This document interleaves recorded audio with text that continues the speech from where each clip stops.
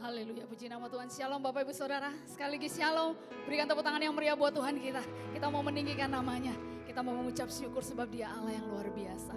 Terima kasih Tuhan, kami mengucap syukur Engkau baik, teramat baik. Kasih setiamu selalu menaungi setiap kami Tuhan.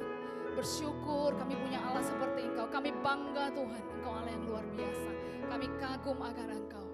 Sore hari ini Tuhan, ini setiap kami yang rindu datang di kaki-Mu Tuhan. Kami datang dengan penuh kerinduan Tuhan. Kau melihat setiap hati kami Tuhan. Kami yang rindu memuji menyembah-Mu Tuhan. Meninggikan nama-Mu Tuhan. Biar hati-Mu disenangkan lewat pujian kami Tuhan. Kami percaya Engkau hadir di tengah-tengah kami Tuhan. Segala roh-roh yang tidak kami inginkan kami tolak, kami hancurkan, kami usir di dalam nama Tuhan Yesus. Roh-Mu saja yang ada di tengah-tengah kami Tuhan. Berkaryalah Engkau sore hari ini Tuhan sampai selesainya ibadah. Kau urapi kami semua Tuhan. Kami siap menyembah-Mu Tuhan di dalam nama Tuhan Yesus. Yang siap menyembah Tuhan sama-sama katakan amin.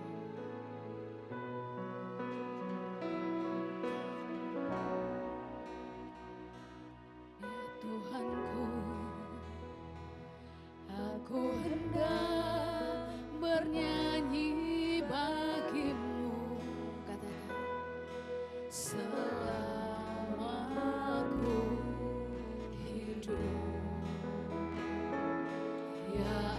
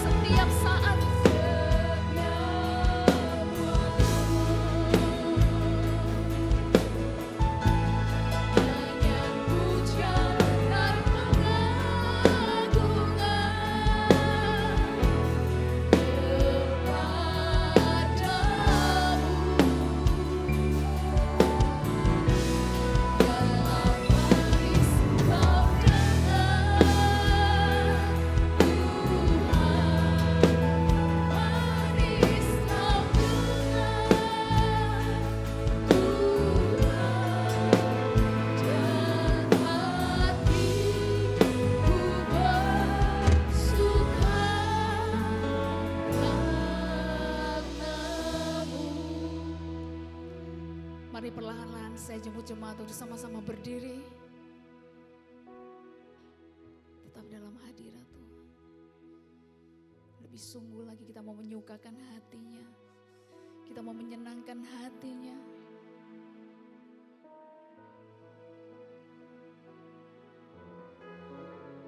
Kami mau merenungkan Tuhan. Setiap waktu, setiap saat Tuhan.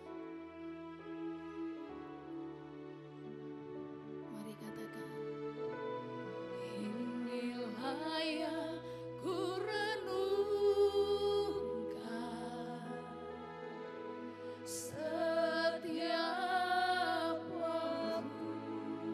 Engkau mendengar Tuhan. Nyanyian pujian dan pengagungan kepadamu. Biarlah manis kau dengar Tuhan, manis kau dengar Tuhan, dan hatiku bersuka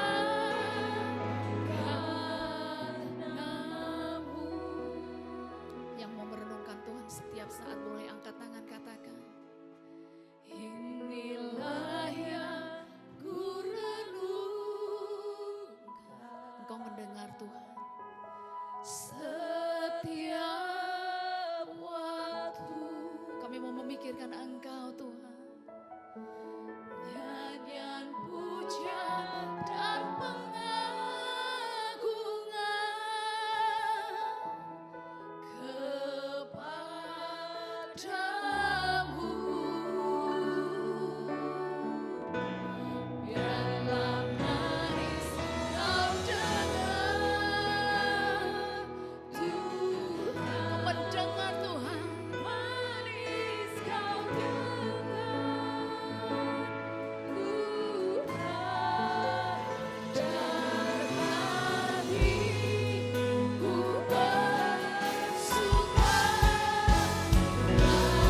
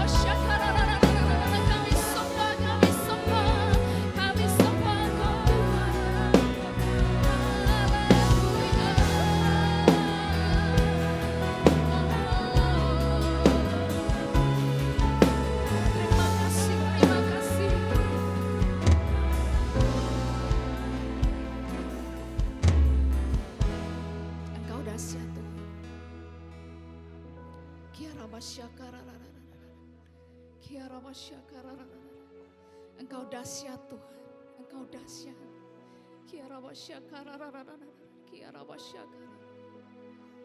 Engkau ada di tengah-tengah kami Tuhan. Kami rasakan kehadiran-Mu Tuhan. Engkau berada di atas pujian-pujian kami Tuhan. Engkau disenangkan Tuhan.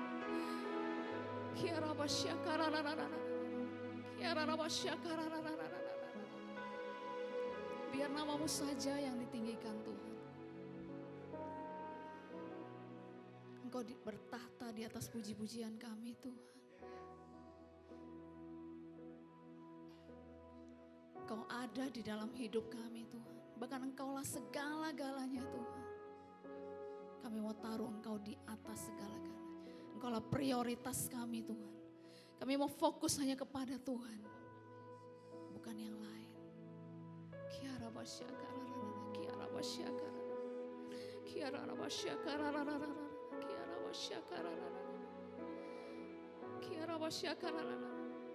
Saya percaya tidak ada yang berdiam diri. Semuanya menaikkan syukur bagi Tuhan.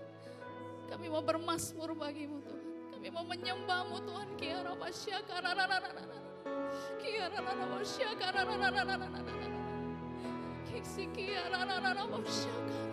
Engkau luar biasa. Engkau ajaib Tuhan. Kasih setia-Mu kekal selama-lamanya.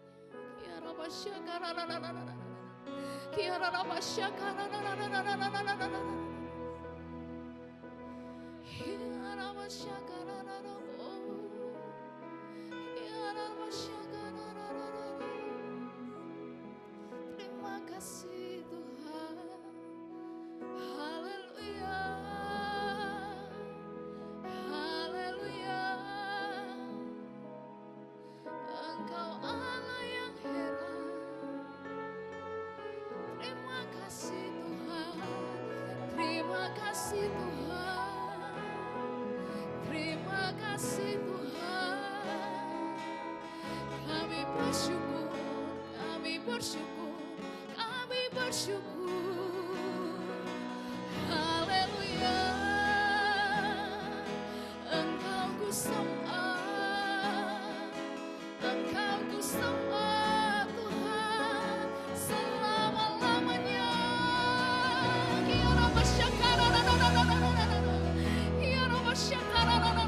Kami tinggikan Engkau Tuhan. Engkau di atas segala-galanya Tuhan.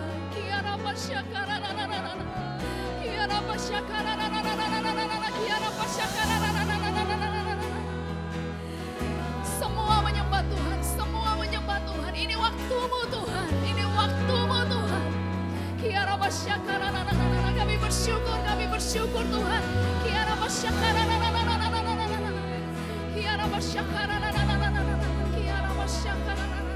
Kau disenangkan lewat puji-pujian kami Tuhan. Ini sembah kami Tuhan, ini sembah kami.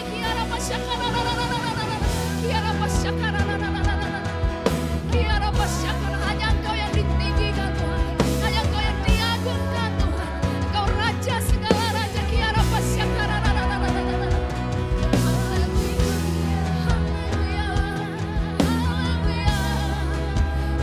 kasih Tuhan. Terima kasih Tuhan.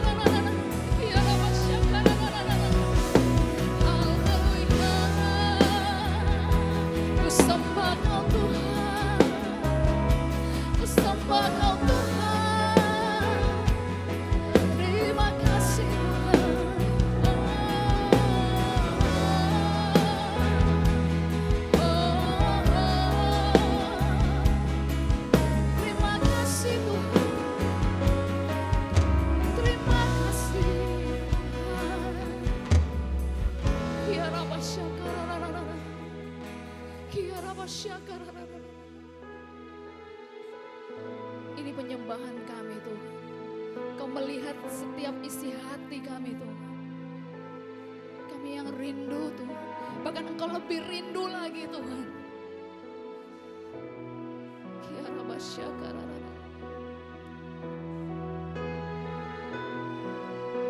Sambutlah Yesus, katakan. Tinggikan Yesus, beri Dia hormat, pujian dan kuasa. Yesus Raja, katakan. Bagi yang mulia, ku angkat tanganku, aku puja, ku cinta, ku sembah. Haleluya. Mari angkat tanganmu, katakan. Sambutlah Yesus, tinggikan Yesus, tinggikan Yesus, beri Dia hormat, beri Dia hormat, pujian dan kuasa. Yesus Raja. Bagi yang mulia, kami mau angkat tangan kami Tuhan. Ku angkat tanganku, ku puja, ku cinta, ku sembah. Haleluya. Kau yang kami puja Tuhan. Aku puja, ku cinta, ku sembah. Haleluya. Sekali lagi katakan. Aku puja, ku cinta, ku sembah. Haleluya. Beri sorak-sorai yang meriah buat Tuhan kita. Haleluya.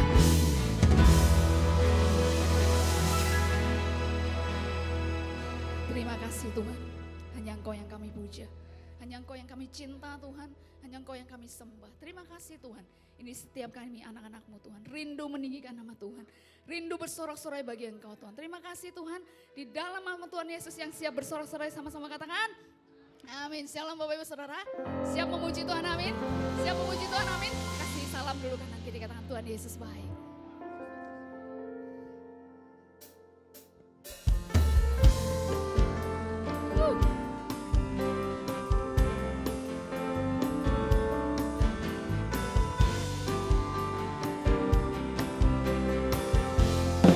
Katakan, biar bumi akan berlalu, biar bulan tak bercahaya lagi, biar langit akan bergoncang,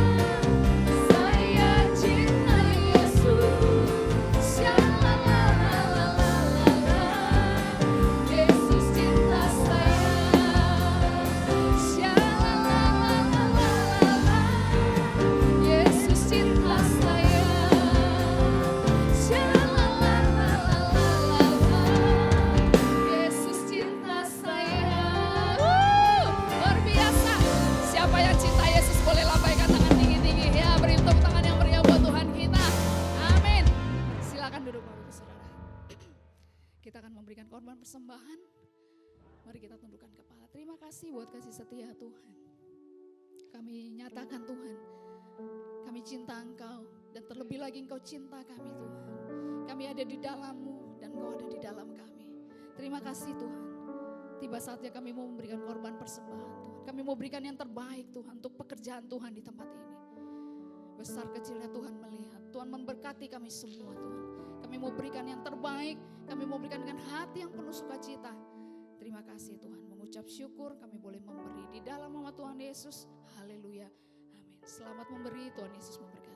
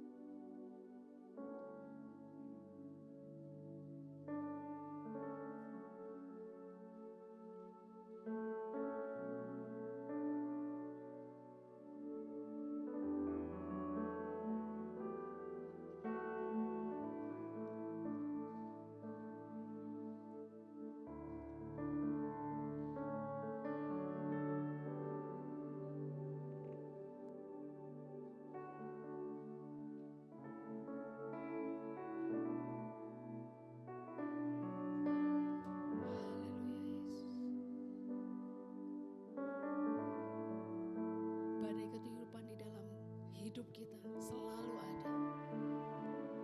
Setiap masalah boleh kita alami, tapi bersama dengan Tuhan. Tuhan yang mengatasi segala permasalahan kita. Bukan dibawa naungan kepak sayapnya, kita boleh diangkat tinggi, melebihi badai hidup. Sebab Dialah jalan keluar dan satu-satunya jalan keluar. Bersyukur punya Allah yang luar biasa. Firman-Mu berkata Kau besertaku, maka kuat roh dan jiwaku. Tangan-Mu Tuhan selalu ku nantikan.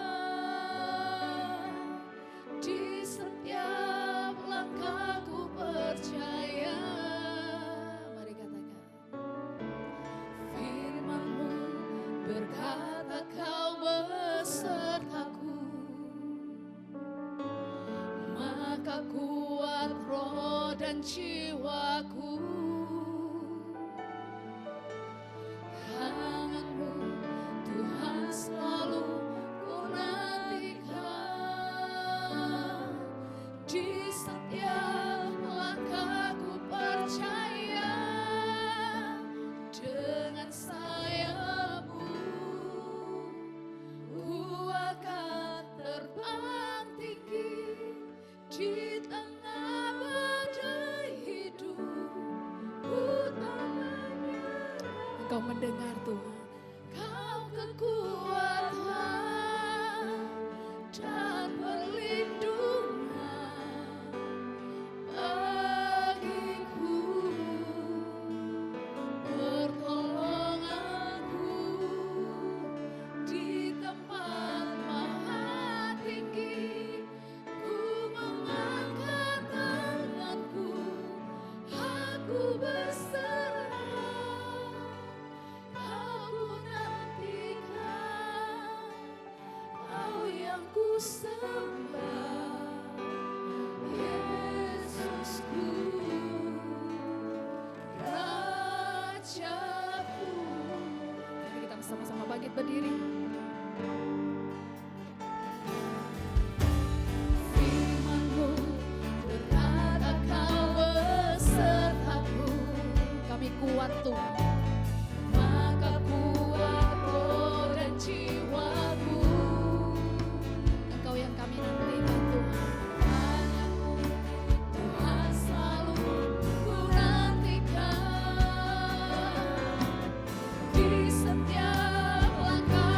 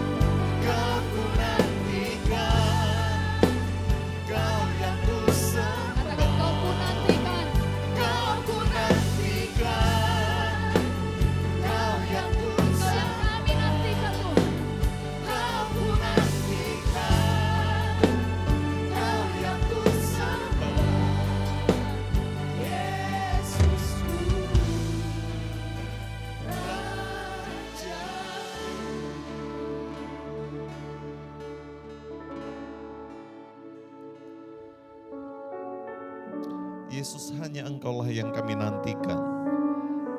Hanya Engkaulah yang kami sembah. Tidak ada pribadi lain di muka bumi ini yang berlayak menerima hormat, pujian, kemuliaan, keagungan selain hanya Engkau saja. Terima kasih Tuhan. Sore ini Tuhan himpunkan kami untuk menyembah, memuji Engkau, mengagungkan Engkau. Berkenanlah Tuhan menerima seluruh pujian penyembahan kami. Dan kalau saat ini Tuhan masih beri kesempatan kepada kami untuk mendengar suara-Mu, kami mau teduhkan hati kami di hadapan Tuhan. Kami tidak mengizinkan suara apapun mengganggu kami, distrak kami. Tapi kami ingin mendengar firman-Mu yang kudus untuk menjamah hidup kami, mengubahkan kami, supaya hidup kami seturut dan segambar dengan diri-Mu sendiri. Roh Kudus, Engkau yang adalah guru agung kami. Ajarkanlah kami segala kebenaran-Mu yang olehnya kami bertumbuh makin hari makin mengasihi Engkau, makin hari makin setia mengiring Engkau. Terpujilah Engkau Tuhan, di dalam nama Tuhan Yesus Kristus, Sang Firman Allah yang hidup dan yang kekal. Kami berdoa bersyukur, haleluya, amin. Silakan duduk kembali Bapak Ibu Saudara. Puji Tuhan, shalom. Puji Tuhan, senang, terima kasih Pak Gembala. Saya minta maaf karena Pak Gembala sudah beberapa kali menghubungi saya. Kebetulan waktunya selalu bertabrakan, ada pelayanan di Denpasar. Dan baru kali ini Tuhan beri kesempatan untuk bisa menyampaikan firman Tuhan di tempat ini. Sebuah anugerah, sebuah privilege yang Tuhan beri melalui Bapak Gembala dan seluruh pengurus jemaat di tempat ini. Bapak Ibu Saudara yang dikasihi oleh Tuhan, hari Kamis lalu bersama dengan semua orang percaya di seluruh muka bumi, kita merayakan hari kenaikan Tuhan Yesus ke surga. Seringkali hari itu dianggap kurang penting oleh orang Kristen. Itu sebabnya dibanding dengan hari Natal dan hari Paskah, ibadah hari kenaikan Tuhan Yesus ke surga kurang semarak. Tapi kalau kita memahami sesungguhnya itu adalah babak penutup kehidupan Yesus di muka bumi. Dengan sangat dramatis bagaimana Tuhan Yesus terangkat secara perlahan-lahan, disaksikan oleh 500 orang lebih yang menjadi saksi. Tuhan Yesus naik ke surga. Dan itu penting bagi kita karena Yesus sendiri berkata, lebih baik bagimu kalau aku pergi. Sebab aku pergi untuk meminta kepada Bapa supaya Dia mengirimkan penolong bagimu. Hari ini saya rindu menyampaikan firman Tuhan dengan judul kehidupan yang dipenuhi Roh Kudus. Gereja-gereja hari-hari ini selama 10 hari sejak kenaikan Tuhan Yesus ke surga mengadakan doa puasa 10 hari menjelang pencurahan Roh Kudus. Mengapa itu penting? Yang meskipun Roh Kudus memang sudah dicurahkan 2000 tahun yang lalu dan Dia sudah mendiami hati kita yang percaya. Namun seringkali momen-momen itu menolong orang percaya untuk membangkitkan kembali, mengaktifasi Roh Kudus yang sudah diberikan. Sebab selama ini seperti Roh Kudus didiamkan, kehidupan orang-orang percaya tidak penuh dengan kuasa. Kehidupan orang percaya jatuh bangun di dalam dosa. Padahal Roh Kudus sudah diberikan kepada kita. Next. Jadi tujuan Yesus naik ke surga ialah untuk meminta Bapa mengirimkan Roh Kudus bagi orang percaya. Teksnya dalam Yohanes pasal 14 ayat 16-17 berkata demikian. Aku akan minta kepada Bapa dan Ia akan memberikan kepadamu seorang penolong yang lain. Supaya Ia menyertai kamu selama-lamanya, yaitu Roh kebenaran. Dunia tidak dapat menerima Dia, sebab dunia tidak melihat Dia dan tidak mengenal Dia. Tetapi kamu mengenal Dia sebab Ia menyertai kamu dan akan diam di dalam kamu. Haleluya. Bapak Ibu Saudara yang dikasihi Tuhan, ini menarik. Karena ketika Yesus pergi, Yesus akan meminta kepada Bapa untuk mengirimkan kepada kita penolong yang lain. Kalau Bapak Ibu Saudara mempelajari bahasa Yunani, kata lain itu ada dua macam. Kata yang pertama adalah allos, kata yang kedua adalah heteros. Kata allos lain tetapi sama jenis. Kalau kata heteros lain tapi beda jenis. 1 Korintus pasal 15 menjelaskan misalnya daging binatang lain dengan daging manusia. Kata lain yang dipakai itu adalah lain tapi masih sama jenis. Walaupun jenisnya beda tapi sama-sama daging. Tapi kalau kemuliaan tubuh jasmani lain dengan kemuliaan tubuh surgawi. Itu kata lain yang dipakai adalah kata heteros. Betul-betul lain, berbeda kualitasnya. Nah kata yang lain di sini, penolong yang lain itu adalah kata allos. Lain tapi masih sama jenis. Jadi Tuhan meminta kepada Bapa supaya dia mengirimkan penolong yang lain, yaitu roh kebenaran, yaitu Roh Kudus. Penolong yang lain yang masih sama jenis. Roh Kudus tidak lebih rendah dari Yesus dan Bapa. Roh Kudus sederajat dengan Bapa dan dengan Yesus. Kita perlu memahami ya bahwa Allah kita yang dinyatakan oleh Alkitab adalah Allah Tritunggal. Allah itu Esa, Allah itu satu hakikat tapi dalam 3 pribadi. Ada Bapa, ada Yesus, dan ada Roh Kudus. Bapa adalah pencipta segala yang ada. Yesus Kristus adalah firman yang keluar dari Bapa yang kemudian menjelma menjadi manusia. Roh Kudus adalah roh yang berasal dari Bapa yang kemudian dikirimkan kepada kita seiring kenaikan Tuhan Yesus ke surga. Ayat ini berkata bahwa sebab Ia menyertai kamu, Roh Kudus itu akan menyertai kita dan diam di dalam kamu. Kata diam ini juga punya makna yang sangat penting. Berbeda dengan Roh Kudus dalam perjanjian lama, kalau Roh Kudus dalam perjanjian lama diam, tapi diam secara temporal. Diam tidak secara permanen. Roh Kudus pernah mendiami Simson, tapi saat Simson jatuh dalam dosa, lebih menuruti hawa nafsunya, maka dikatakan bahwa Roh Kudus meninggalkan Simson. Roh Kudus pernah mendiami dan mengurapi Saul, tapi saat Saul hatinya dipenuhi dengan dengki, iri hati kepada Daud, maka dikatakan Roh Kudus meninggalkan Saul, kemudian datanglah roh jahat yang dari Tuhan yang menghinggapi Saul. Demikianlah Roh Kudus dalam perjanjian lama diam tapi tidak secara menetap di hati orang-orang yang didiami. Tapi dalam perjanjian baru, seperti yang Tuhan Yesus katakan, Dia akan diam di dalam kamu. Kata diam ini menunjukkan diam dan menetap. Diam secara permanen di hati kita orang-orang yang percaya.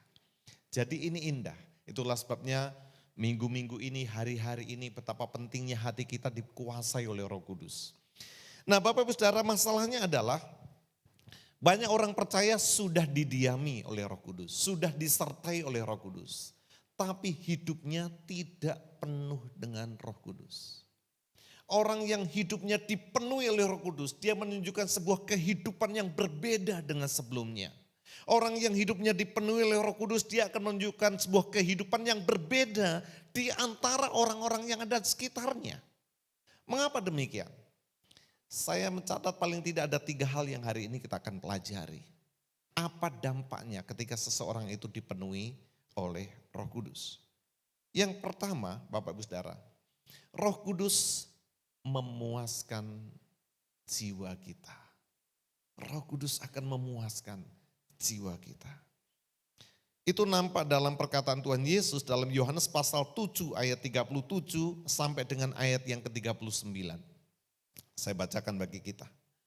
Dan pada hari terakhir, yaitu pada puncak perayaan itu, Yesus berdiri dan berseru, barang siapa haus, baiklah ia datang kepadaku dan minum.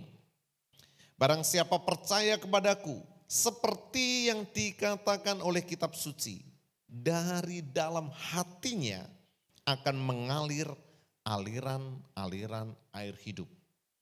Tidak usah mencari tafsiran yang lain sebab Alkitab menafsirkan dirinya sendiri. Apa itu aliran-aliran air hidup? Dijelaskan oleh Yesus dalam ayat yang ke-39. Yang dimaksudkannya ialah roh yang akan diterima oleh mereka yang percaya kepadanya. Sebab roh itu belum datang karena Yesus belum dimuliakan. Barang siapa haus, baiklah ia datang kepadaku dan minum. Dan barang siapa yang dikatakan oleh Tuhan Yesus, percaya kepadanya, maka dari dalam hatinya akan mengalir aliran-aliran air hidup. Dan yang dimaksud itu adalah Roh Kudus. Seiring dengan Tuhan Yesus dimuliakan, diangkat ke surga, 10 hari kemudian Roh Kudus dicurahkan kepada setiap orang yang percaya. Sehingga memungkinkan bahwa orang yang percaya kepada Tuhan Yesus tidak akan haus lagi. Orang yang percaya kepada Tuhan, maka dahaga jiwanya akan diisi dengan Roh Kudus. Dan dia tidak akan pernah haus lagi sampai selama-lamanya.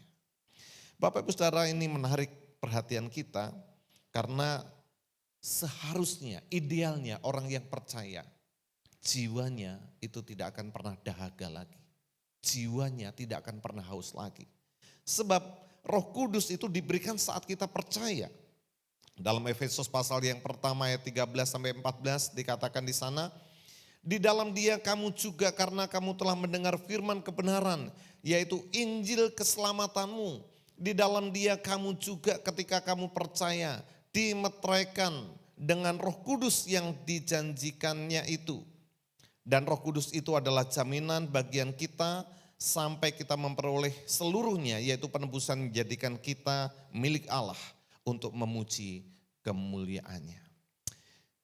Yang saya garis kuning, saudara perhatikan, ketika kamu percaya dimeteraikan Roh Kudus yang dijanjikannya itu. Jadi semenjak kita membuka hati kita percaya Yesus Kristus sebagai Tuhan dan Juru Selamat kita. Kita menyambut Yesus sebagai Tuhan, Juru Selamat kita sampai selama-lamanya. Saat itulah Roh Kudus memeteraikan kita. Saat itulah Roh Kudus tinggal di dalam hati kita. Saat itulah Roh Kudus menetap di dalam diri kita. Sehingga idealnya apa yang Yesus katakan tadi, orang itu tidak akan haus lagi. Orang itu tidak akan dahaga lagi. Karena jiwanya terpuaskan dengan kehadiran Roh Kudus yang ada di dalam dirinya. Bapak Ibu Saudara yang dikasihi Tuhan, tahukah kita bahwa ada banyak orang yang haus dan lapar akan Tuhan. Dalam percakapan Tuhan Yesus bersama dengan wanita Samaria, dalam Yohanes pasal yang keempat ayat 13-14 ini menunjukkan kehausan atau kedahagaan akan jiwa. Coba kita lihat sebelum saya berikan beberapa contoh. Yohanes 4 ayat 13-14. Jawab Yesus kepadanya, barang siapa minum air ini ia akan haus lagi. Tapi barang siapa minum air yang akan kuberikan kepadanya, ia tidak akan haus untuk selama-lamanya. Sebaliknya air yang akan kuberikan kepadanya akan menjadi mata air di dalam dirinya yang terus menerus memancar sampai kepada hidup yang kekal. Percakapan Tuhan Yesus dengan wanita Samaria di tepi sumur Yakub. Wanita Samaria ini datang menimba air di sumur Yakub di tengah hari bolong. Sebuah waktu yang tidak biasa. Sengaja dia pilih waktu itu karena dia takut bertemu dengan orang. Rupanya ada yang disembunyikan dari wanita Samaria ini. Itulah sebabnya dalam percakapan dengan Yesus, Yesus berkata, bawalah suamimu. Dan perempuan ini berkata, Tuhan, aku tidak mempunyai suami. Dan Tuhan Yesus berkata, tepat katamu, engkau sudah bersuamikan 4 orang dan yang sekarang padamu bukanlah suamimu. Jadi rupanya perempuan ini memiliki kedahagaan, kehausan akan jiwanya. Dia merasa ada yang kurang, yang butuh pemuasan. Dia menikah dengan 1 orang tidak puas, menikah dengan suami kedua, menikah dengan suami ketiga, menikah dengan suami yang keempat, bahkan suami yang kelima yang bukan suaminya, yang sekarang tinggal di rumahnya, itu pun tidak memuaskan dahaganya. Dan Yesus berkata, engkau butuh air hidup. Kalau engkau mendapatkan air hidup itu, engkau tidak akan haus lagi. Sebaliknya, air yang kuberikan kepadamu akan menjadi mata air di dalam dirimu yang terus-menerus memancar sampai kepada hidup yang kekal. Jadi Bapak Ibu Saudara yang dikasihi Tuhan, di dunia ini ada banyak orang yang mencoba menutupi kehausan jiwanya dengan cara-cara seperti itu. Ada yang membuat keputusan untuk menikah beberapa kali. Ada yang membuat keputusan dengan mencari harta sebanyak-banyaknya. Sangkanya kalau dia kaya, maka itu dapat memuaskan jiwanya. Ada yang masuk politik, masuk ke sebuah partai. Sangkanya kalau dia mendapat kedudukan, posisi, jabatan, itu dapat memuaskan jiwanya, dia akan dihormati. Ada sangkanya orang dengan menikah, ada sangkanya orang mencari harta, mencari jabatan, apapun yang dilakukan, berusaha untuk memuaskan jiwanya. Tapi seperti kata Blaise Pascal, seorang filsuf Kristen yang berkata, sebetulnya dalam diri manusia ada sebuah lubang yang kosong, ada sebuah lubang yang vakum. Yang tidak akan bisa terpuaskan oleh apapun juga di dalam dunia ini kecuali kehadiran Allah di dalam dirinya. Demikianlah, kita tidak akan pernah puas. Jiwa kita tidak akan pernah puas, dahaga jiwa kita tidak akan pernah terpuaskan dengan apapun juga yang ada di dalam dunia ini. Sampai kita berjumpa dengan Yesus, sampai Roh Kudus akan memenuhi hati kita, barulah jiwa kita akan terpuaskan. Itulah sebabnya perempuan Samaria itu sedang haus yang tak dapat diatasinya dengan apapun juga.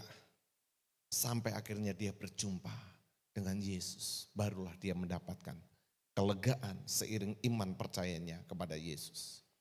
Bapak Ibu Saudara, khususnya anak-anak muda pasti tahu hal yang lagi viral saat ini, next. Yaitu kisah tragis Fat Cat, gamer asal Tiongkok. Sudah tahu kisah ini ya, sangat viral beberapa hari ini. Sebetulnya Fat Cat ini adalah nama istilah yang dipakai oleh seorang pemuda berusia 21 tahun bernama Pang Mao. Pang Mao ini seorang gamer Mobile Legend yang cukup terkenal dengan nama samarannya Fat Cat. Dia mendapatkan uang dari pro player game ini 1 miliar per tahun. Tapi sebuah kisah yang tragis, dia menjalin sebuah hubungan berpacaran dengan seorang wanita yang 6 tahun lebih tua dari dirinya yang berada di kota yang lain di China.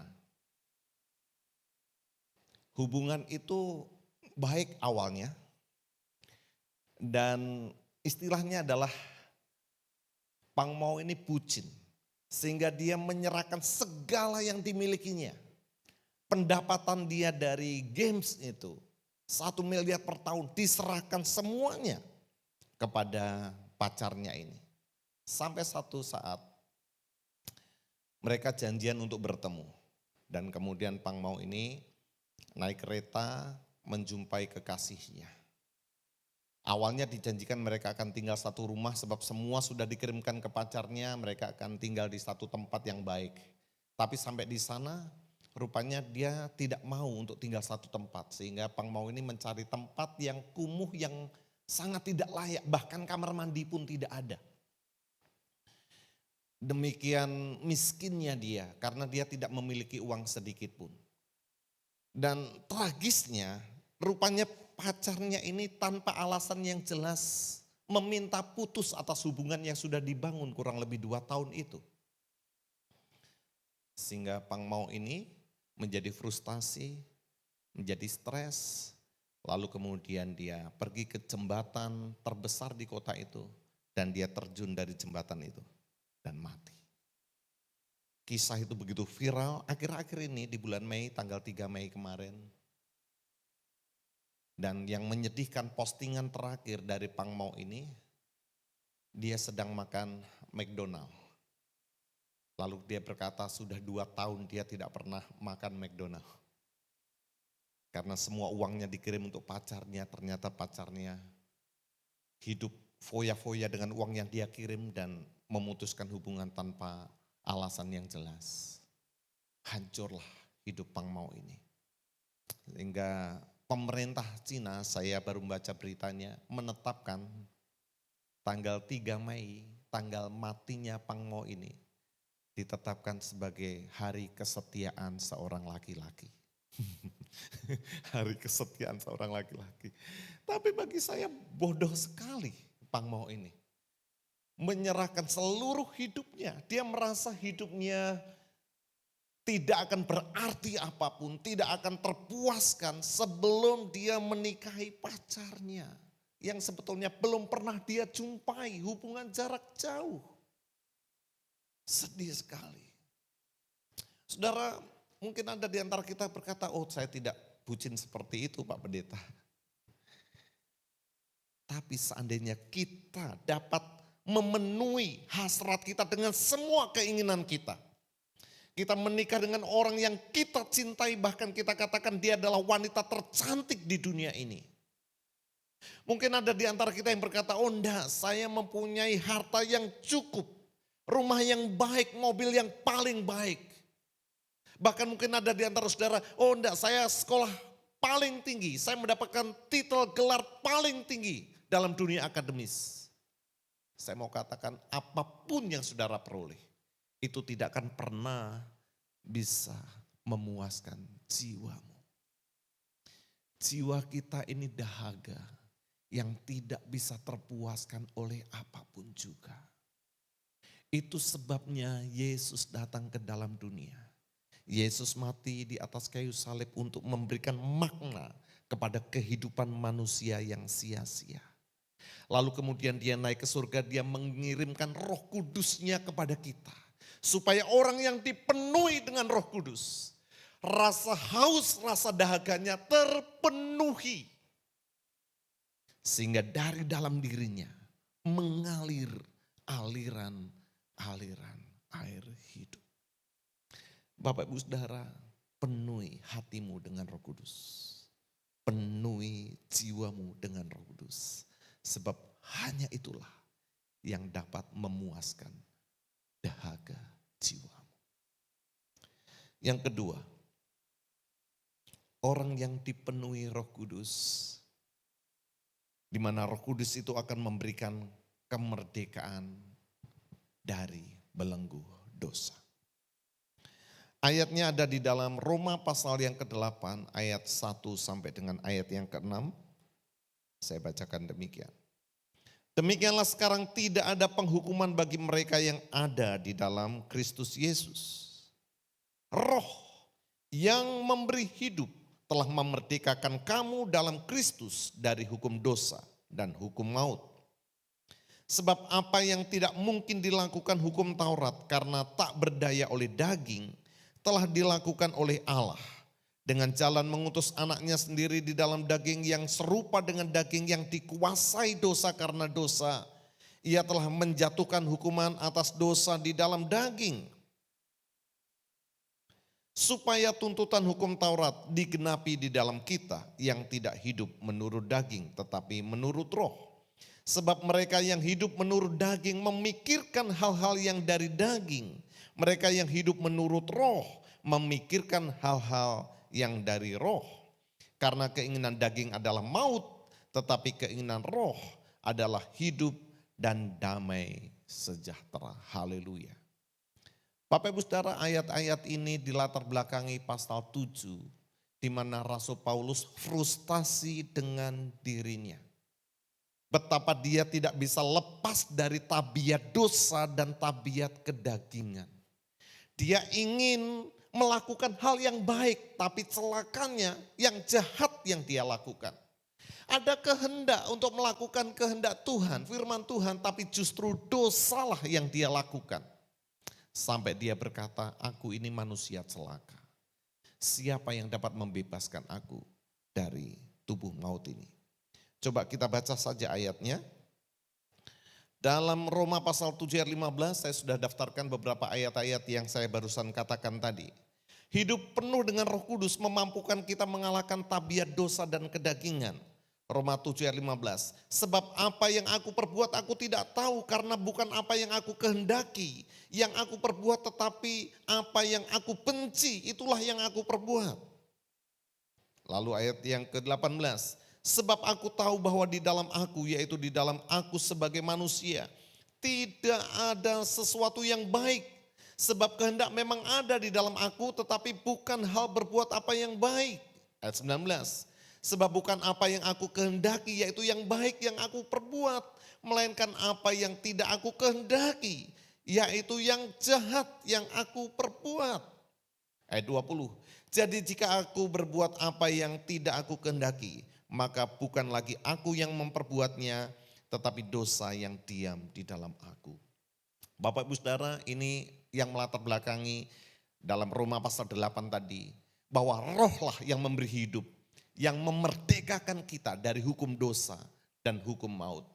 Karena Paulus frustasi dengan dirinya, ada kehendak untuk melakukan yang baik, tapi justru yang jahat yang dia lakukan. Yang dia benci yang justru dia lakukan. Dia menjadi tawanan dosa dan dia tidak berdaya untuk lepas dari dosa. Dia diperbudak oleh dosa untuk melakukan apa yang diinginkan oleh dosa itu. Saudaraku, demikianlah keadaan orang yang hidupnya tidak dipenuhi Roh Kudus. Dia tidak berdaya untuk melawan dosa. Dia diperbudak oleh dosa. Dia ditawan oleh dosa. Dia menuruti keinginan-keinginan dosa dan kedagingan tanpa bisa melawannya. Kehendak niat memang ada untuk melakukan firman Tuhan. Tapi kenyataannya prakteknya yang dilakukan terus-menerus jatuh di dalam dosa. Sehingga dalam ayat yang ke-24, ayat 24 Rasul Paulus berkata ini, aku manusia celaka katanya. Aku manusia celaka.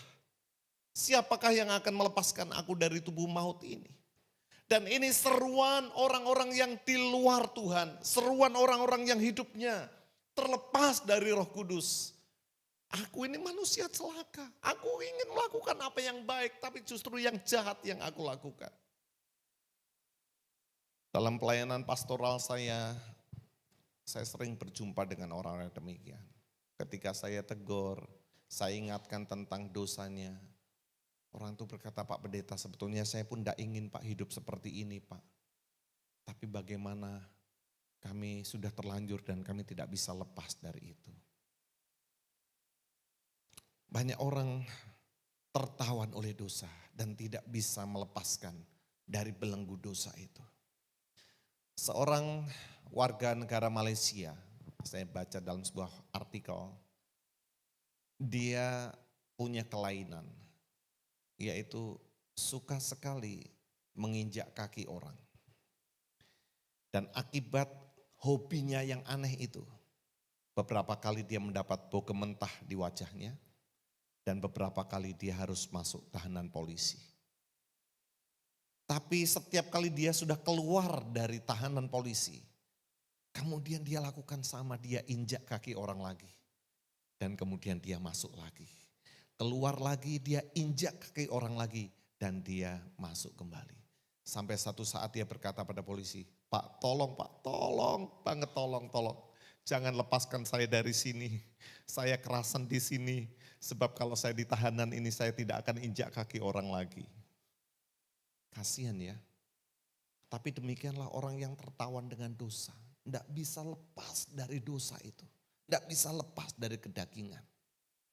Dan banyak orang ditipu oleh dosa itu. Seorang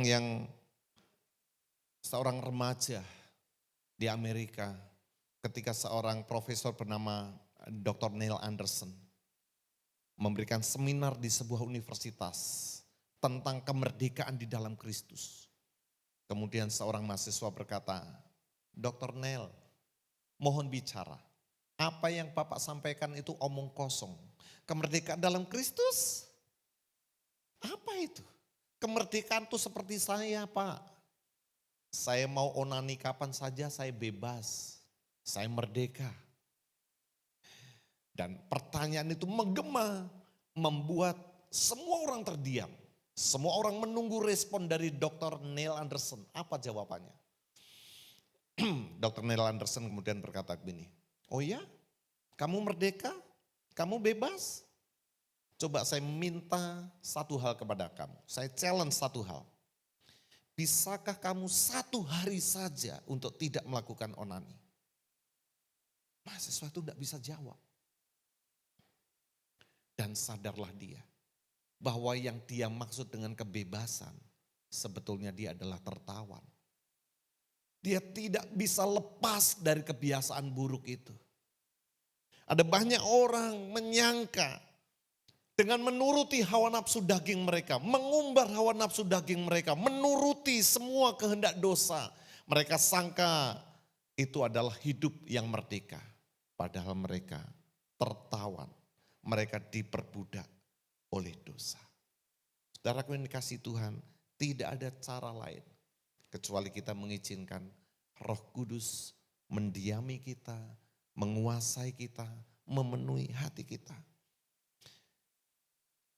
Next, itulah sebabnya tidak mungkin seseorang dapat melawan dosa dan kedagingan tanpa hidupnya dipimpin oleh Roh Kudus.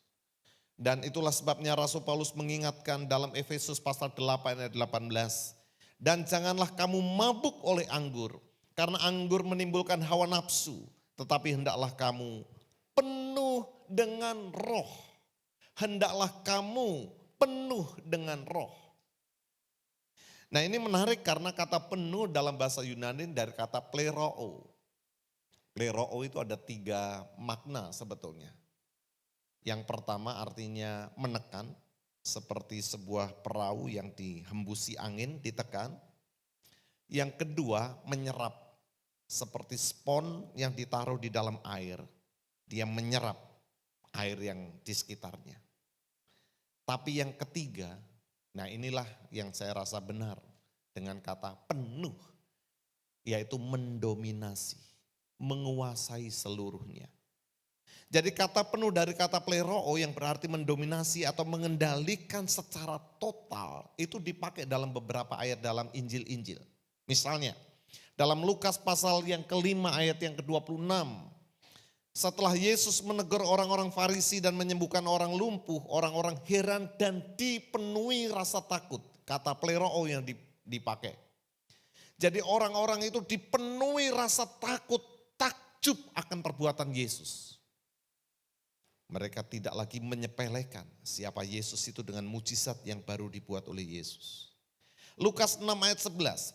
Ketika Yesus memulihkan tangan seorang pada hari Sabat, para ahli Taurat dan orang-orang Farisi dipenuhi amarah. Jadi totalitas hidupnya dikuasai dengan amarah itu. Didominasi dengan amarah itu. Dan yang ketiga, Yohanes 16 ayat 6, ketika Tuhan kita memberitahu para murid bahwa dia akan segera meninggalkan mereka. Dia memberitahu reaksi mereka, ya, Rasul Yohanes memberitahu reaksi para murid, kesedihan telah memenuhi hatimu. Jadi murid-murid menjadi sedih karena Yesus berkata akan meninggalkan mereka. Nah ini kata-kata pleroma yang dipakai dalam Injil-Injil untuk menunjukkan bahwa penuh Roh Kudus itu artinya, penuh dengan Roh Kudus itu artinya Roh Kudus mendominasi atau mengendalikan hidup kita secara total. Itu artinya hendaklah kamu penuh dengan Roh Kudus. Artinya kita mengizinkan Roh Kudus mendominasi seluruh hidup kita. Kita mengizinkan Roh Kudus untuk mengontrol, untuk mengendalikan pikiran, perasaan dan kehendak kita. Seluruh totalitas hidup kita dikuasai oleh Roh Kudus. Dan ini dimungkinkan dengan 2 hal. Yang pertama dengan berdoa. Yang kedua dengan penyerahan diri.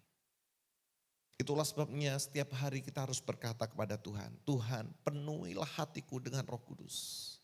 Kontrollah, kendalikanlah seluruh perilakuku, seluruh pikiranku, seluruh perasaanku, seluruh kehendakku dengan kuasa Roh Kudus. Dengan cara itulah kita akan dimerdekakan dari tabiat dosa dan kedagingan. Tidak mungkin kita bisa mengalahkan dosa dengan kekuatan kita. Tidak mungkin kita bisa mengalahkan tabiat kedagingan dengan usaha kita sendiri. Selain daripada kita bergantung, berserah kepada Roh Kudus. Itulah sebabnya Yesus naik ke surga Dia minta kepada Bapa mengirimkan Roh Kudus-Nya kepada kita supaya kita bisa menang, supaya kita bisa merdeka terhadap kuasa dosa dan kuasa kedagingan. Kalau ada di antara kita yang hari ini masih jatuh bangun di dalam dosa. Hari ini berdosa, minta ampun, jatuh lagi dalam dosa. Saudara perlu datang kepada Tuhan. Mengizinkan Roh Kudus-Nya memenuhi hatimu, mengontrol, mendominasi seluruh hidupmu, supaya olehnya engkau merdeka dan engkau menang atas dosa. Yang ketiga, Bapak Ibu Saudara. Yang ketiga, orang yang dipenuhi Roh Kudus, hidupnya akan berbeda dengan sebelumnya dan hidupnya berbeda dengan orang-orang di sekitarnya. Sebab Roh Kudus itu memancarkan kehidupan dari dalam diri kita. Tadi kita sudah baca perkataan Tuhan Yesus, bahwa orang yang percaya kepadanya, maka dari dalam dirinya akan mengalir aliran-aliran air hidup yang akan sampai kepada kekekalan. Sebetulnya apa yang Tuhan Yesus katakan itu menggenapi apa yang dinubuatkan oleh Nabi Yehezkiel. Coba kita lihat, Yehezkiel pasal 47 ayat 1 sampai 12. Ini ayatnya panjang tapi coba kita baca pelan-pelan ya. Nubuat Yehezkiel ini adalah saat dia mendapat penglihatan. Kemudian ia membawa aku kembali ke pintu bait suci. Dan sungguh ada air keluar dari bawah ambang pintu bait suci itu. Dan mengalir menuju ke timur, sebab bait suci juga menghadap ke timur. Dan air itu mengalir dari bawah bagian samping kanan dari bait suci itu sebelah selatan mezbah. Lalu diiringnya aku keluar melalui pintu gerbang utara dan di bawahnya aku berkeliling dari luar menuju pintu gerbang luar yang menghadap ke timur. Sungguh air itu membual dari sebelah selatan. Sedang orang itu pergi ke arah timur dan memegang tali pengukur di tangannya. Ia mengukur 1000 hasta dan menyuruh aku masuk ke dalam air itu. Maka dalamnya sampai di pergelangan kaki. Ayat 4. Ia mengukur 1000 hasta lagi dan menyuruh aku masuk sekali lagi ke dalam air itu. Sekarang sudah sampai di lutut. Kemudian ia mengukur 1000 hasta lagi dan menyuruh aku ketiga kalinya masuk ke dalam air itu. Sekarang sudah sampai di pinggang.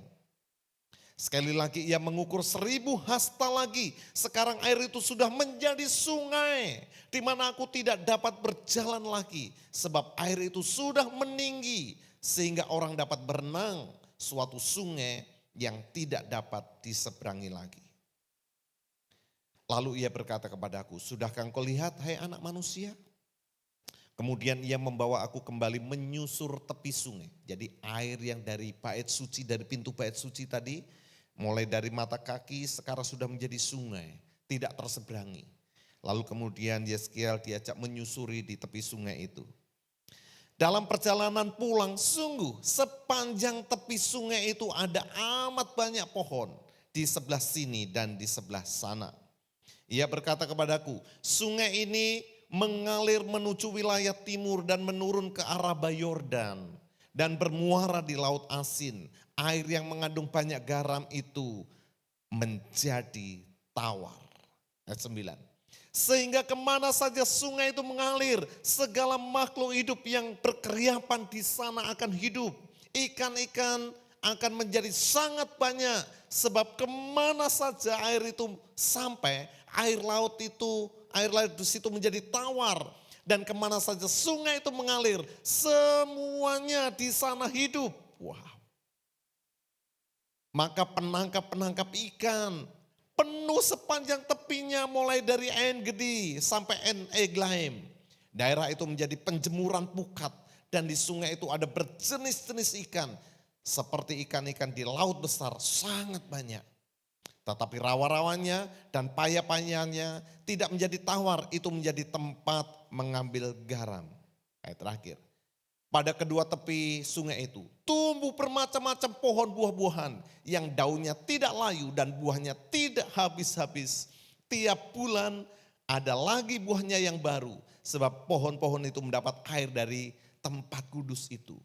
Buahnya menjadi makanan dan daunnya menjadi obat. Wah, Bapak Ibu merenungkan ayat ini sungguh luar biasa. Air yang mengalir dari bait suci. Bait suci itu apa? Melambangkan apa? Sebelum saya lebih jelaskan, coba kita lihat penggenapannya.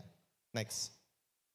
Nubuatan Yehezkiel digenapi melalui kehadiran Roh Kudus di hidup orang percaya. Dalam 1 Korintus 6 ayat 19 dikatakan, atau tidak tahukah kamu bahwa tubuhmu adalah bait Roh Kudus yang diam di dalam kamu. Roh Kudus yang kamu peroleh dari Allah dan bahwa kamu bukan milik kamu sendiri. Jadi rupanya yang dimaksud bait suci adalah tubuh kita yang menjadi kediaman Roh Kudus, yang menjadi baitnya Roh Kudus. Orang yang dipenuhi oleh Roh Kudus akan mengalir aliran-aliran air hidup tadi. Yang air itu terus mengalir dan membawa kehidupan. Laut yang asin menjadi tawar. Ikan-ikan bisa mendapat kehidupan di sana. Nelayan-nelayan mendapatkan mata pencariannya. Dan kemudian tepi sungai-sungai itu banyak pohon buah-buahan. Dan menjadi berkat bagi banyak orang. Next, yang terakhir. Semakin seseorang hidup dipenuhi oleh Roh Kudus, semakin orang tersebut akan memancarkan kehidupan. Menjadi berkat. Membawa kesembuhan bagi orang-orang yang di sekitarnya. Prinsipnya, orang yang dipenuhi Roh Kudus, hidupnya menjadi berkat dimanapun dia berada. Tuhan akan memberkati setiap yang disentuh oleh tangannya. Kalau dia mendoakan orang sakit, orang itu akan sembuh. Dia dekat dengan orang yang terluka hatinya, orang itu akan dipulihkan. Kemanapun dia pergi, hidupnya menjadi berkat. Mengapa? Karena dari bait Roh Kudus, dari dalam dirinya itu mengalir aliran-aliran air hidup yang membawa kehidupan, kesembuhan, kesegaran bagi orang-orang di sekitarnya. Pertanyaannya, sudahkah hidup kita seperti itu? Atau justru sebaliknya, kemanapun kita pergi orang-orang menyingkir dari kita. Sebab kita tidak menjadi berkat tapi kita menjadi troublemaker. Mari kita koreksi hidup kita. Roh Kudus sudah dicurahkan pada hari Pentakosta lebih dari 2000 tahun yang lalu. Dia sudah tinggal menetap secara permanen di hati kita. Sesungguhnya kita tidak perlu menanti hari Pentakosta setiap tahunnya. Untuk kita dipenuhi Roh Kudus tidak perlu. Seharusnya setiap hari, memang harusnya setiap hari. Kita itu dipenuhi oleh Roh Kudus setiap hari. Melalui doa, keintiman kita dengan Tuhan. Semakin kita intim dengan Roh Kudus, semakin kita bergaul akrab dengan Roh Kudus. Maka dampak pengaruh hidup kita diperbesar oleh Tuhan. Semakin banyak orang-orang yang kita sentuh dan mereka merasakan berkat Tuhan melalui hidup kita. Sebab dari dalam hidup kita mengalir aliran-aliran air hidup yang memberkati banyak orang. Bapak Ibu Saudara yang dikasihi Tuhan, dua hal yang harus kita lakukan. Perbanyak doa-doa kita dengan Tuhan. Perbanyak waktu-waktu kita dengan Tuhan. Yang kedua, penyerahan diri. Izinkan Roh Kudus mengontrol hidupmu. Jangan egomu yang mengontrol. Jangan keinginanmu yang mengontrol. Jangan ambisimu yang mengontrol. Izinkan Roh Kudus yang mendominasi, yang mengontrol hidupmu. Maka engkau akan dipenuhinya dengan Roh Kudus dan hidupmu akan menjadi berkat bagi banyak orang. Kiranya Tuhan memberkati. Mari kita tunduk kepala kita berdoa. Bolehkah kita naikkan satu pujian, Rohmu yang kudus penuhi. Bapak Ibu Saudara, ini waktu yang baik. Mungkin selama ini kita sudah percaya Yesus, tapi kita masih dahaga, masih haus. Kita butuh dipuaskan dengan hal-hal di luar sana, dengan materi, dengan pujian sia-sia dari manusia. Kita senang, kita bahagia. Tapi itu sementara. Roh Kudus sudah datang untuk memuaskan dahaga jiwa kita. Atau mungkin kita menjadi orang Kristen yang jatuh bangun terus di dalam dosa. Setiap hari kita jatuh bangun dalam dosa. Izinkan Roh Kudus memenuhi hatimu supaya engkau dapat menang atas tabiat dosa dan tabiat kedaginganmu. Atau mungkin hidupmu belum menjadi berkat. Keluargamu, rekan-rekanmu menjauh daripadamu karena memang karaktermu tidak baik. Izinkan Roh Kudus untuk memenuhi hatimu. Maka apapun yang kau sentuh, engkau akan menjadi berkat. Engkau akan menjadi kepanjangan tangan Tuhan untuk menghidupkan, untuk menyembuhkan, untuk memulihkan orang-orang yang ada di sekitar kita.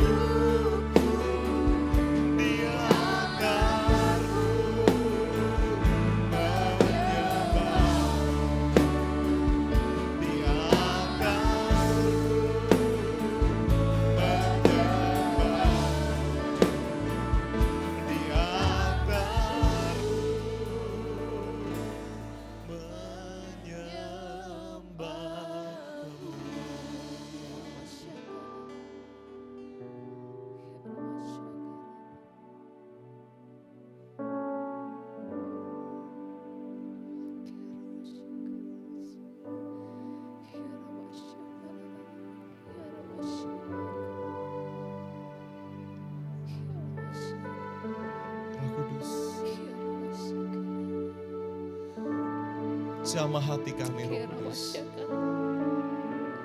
Penuhi hati kami Roh Kudus. Kami tidak bisa hidup tanpa Engkau Roh Kudus. Jangan pernah lepaskan pegangan-Mu Roh Kudus. Tuntun kami, penuhi kami, kuasai hidup kami. Ambil alih hidup kami Tuhan. Mendominasilah atas hidup kami Roh Kudus. Setiap hari, setiap waktu. Puaskanlah dahaga jiwa kami dengan kehadiran-Mu dalam hidup kami. Beri kami kemenangan demi kemenangan. Menaklukkan tabiat dosa dan kedagingan kami. Sebab kami tidak mampu tanpa Engkau Roh Kudus. Penuhi hidup kami. Sampai dari dalam diri kami meluap aliran-aliran air hidup. Yang menyembuhkan orang lain. Yang memberkati orang lain. Yang membawa kehidupan bagi orang lain. Mengalir, mengalir, mengalir, mengalir, mengalir Roh Kudus. Mengalir Roh Kudus dari dalam hidup kami. Penuhi kami dengan Roh-Mu. Terima kasih Roh Kudus. Terima kasih. Terima kasih Roh Kudus. Terima kasih Tuhan untuk firman-Mu. Kami rindu Roh Kudus memeteraikan firman-Mu dalam hati kami. Sehingga tidak ada satu hari pun di mana kami tidak dipenuhi oleh Roh Kudus. Yang olehnya hidup kami puas. Kami menang atas dosa. Dan hidup kami jadi berkat bagi banyak orang. Di dalam nama Tuhan Yesus Kristus kami berdoa. Semua yang diberkati berkata, amin. Tuhan Yesus berkati, silakan duduk kembali.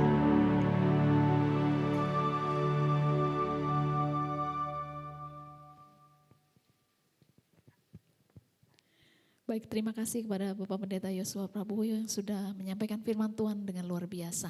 Tiba saatnya kita akan mendengarkan beberapa pengumuman dan kita akan memberikan korban persembahan yang kedua. Kepada yang bertugas kami persilahkan.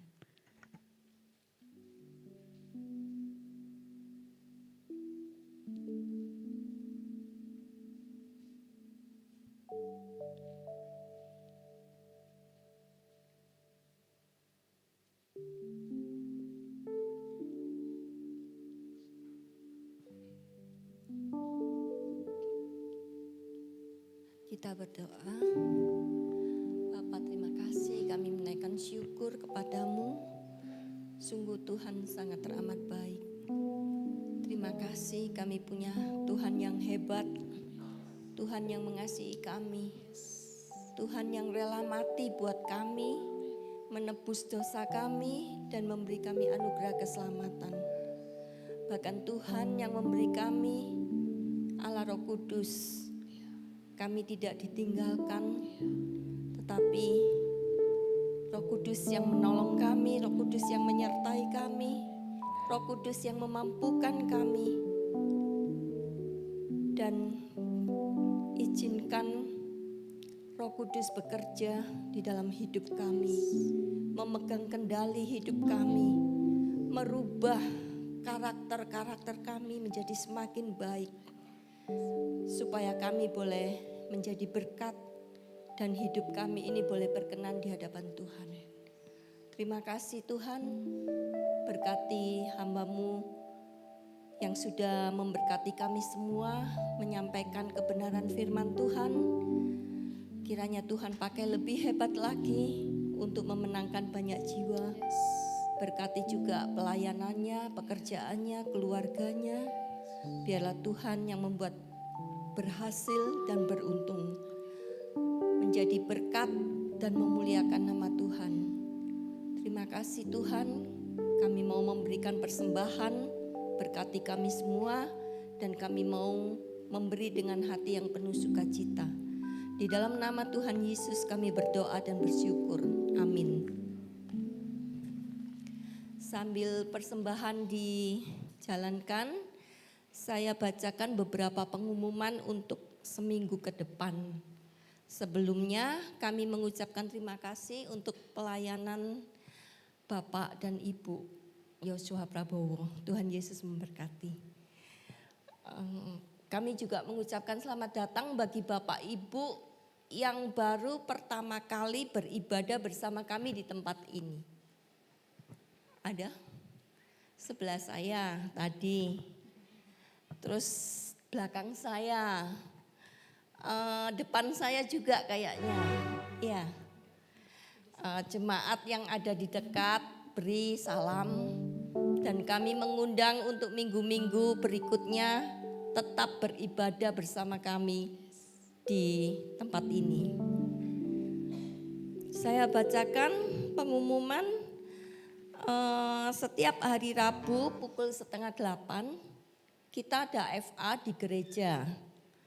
Hari Jumat pukul 7:30 juga ada doa malam di gereja. Hari Sabtu ada latihan musik. Dan hari Minggu pukul 6 sore ibadah raya, pukul 6:30 ibadah sekolah minggu. Demikian pengumuman, Tuhan Yesus memberkati.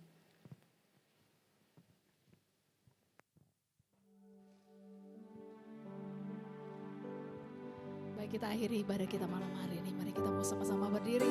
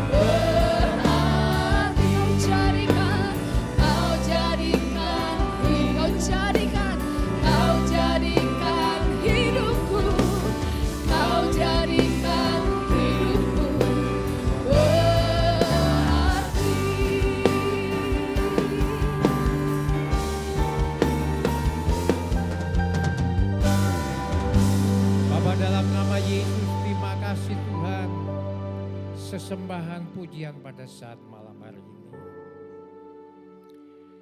Teristimewa Tuhan, kami dikuatkan oleh penyampaian firman Tuhan yang sudah Kau sampaikan melalui hamba-Mu, Bapak Pendeta Yosua Prabowo. Tuhan Yesus, sekali lagi Tuhan, kami berdoa buat beliau. Berkati Tuhan pelayanannya. Berkati kehidupannya, keluarganya, berkati anak-anak juga Tuhan. Juga Engkau berkati kesehatannya. Dan biarlah Roh Kudus-Mu senantiasa menyertai beliau. Dan kami percaya bahwa Engkau tetap memakai beliau lebih-lebih lagi untuk memberkati kita semua. Sebenarnya bertolak ke Denpasar, penyertaan-Mu senantiasa ada sepanjang perjalanan sampai di tujuan, tidak kekurangan sesuatu apapun juga. Dan suatu saat kami masih merindukan kebersamaan kembali. Terima kasih Bapa, terima kasih Tuhan Yesus. Dan biarlah firman Tuhan pada saat malam hari ini membuat kita semua dipenuhi dengan Roh Kudus. Itulah sebabnya Tuhan, kami membuka hati kami, membuka jiwa kami, membuka roh kami untuk menerima Roh Kudus-Mu ada di dalam kami, ada di dalam bait suci.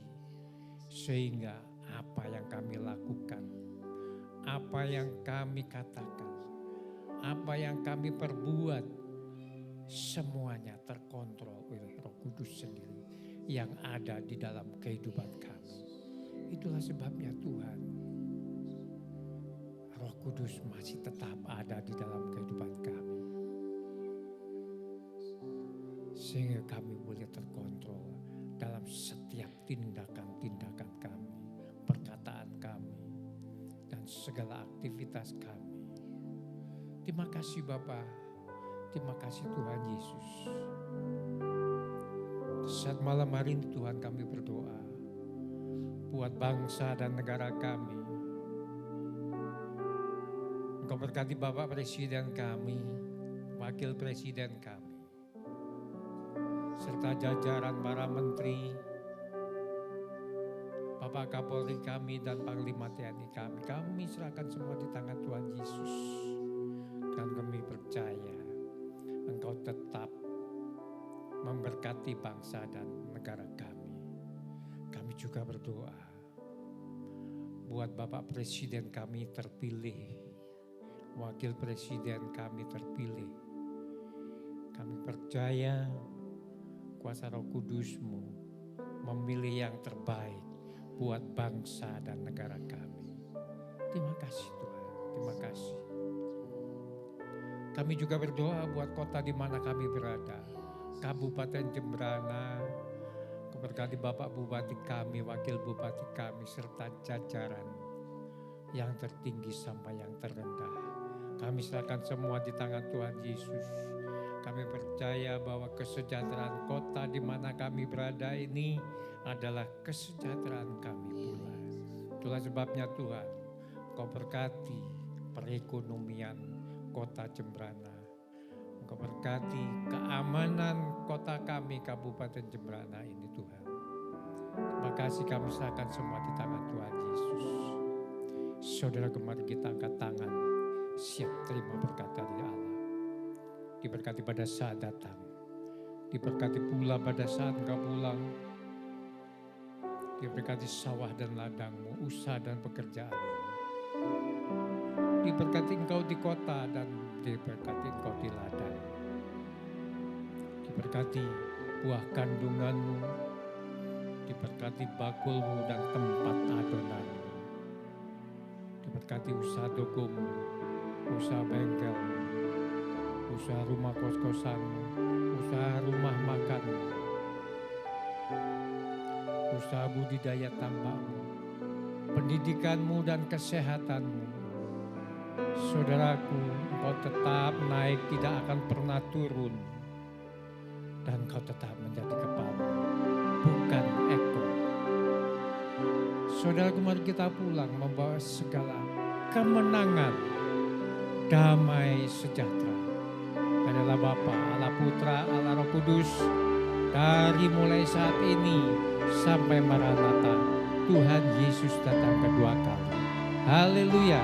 Yang sudah diberkati katakan bersama-sama, amin, amin, amin. Selamat malam, sampai ketemu minggu depan.